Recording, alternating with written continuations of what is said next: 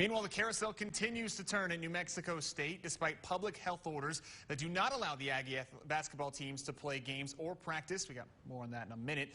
Today, New Mexico State's Board of Regents voted 5-0 to approve a motion that would allow the athletic department to move forward with a plan to safely allow its teams to play and practice. New Mexico State's approved COVID-safe plan, which they've already begun, is essentially this. The Aggie athletic programs would live in an on-campus bubble. They've moved into the dorms already. They're taking their classes online with their meals brought to them and testing for COVID-19 3 times per week. They would practice in Las Cruces, but play games both at home and on the road, then return to their bubble after games. Teams traveling to Las Cruces would have to abide by the same guidelines. Now, the Board of Regents approved that plan, which to Athletic Director Mario Mocha was a win.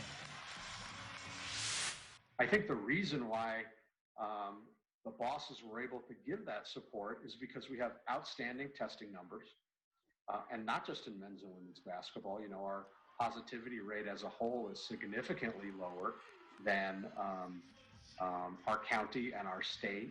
And I think through the plan, you see that we have substantial buy-in with our student athletes.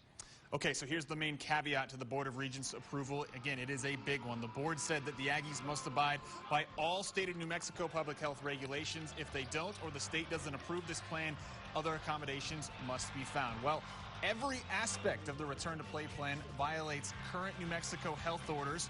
So KTSM reached out to Governor Michelle Lujan Grisham's office for comments, and they were not exactly on board with this. A statement from the governor's office said, quote, "There are no exceptions to the state public health order, and violations of it will result in consequences. I would expect the leaders of an institution of higher education to know that legal directives can't just be ignored," end quote. So translation, the Aggies will likely have to find other accommodations if they plan to play, which could include practicing and playing in El Paso or perhaps another city. The season, by the way, begins in just 15 days. We got full details on this story on our website, ktsm.com.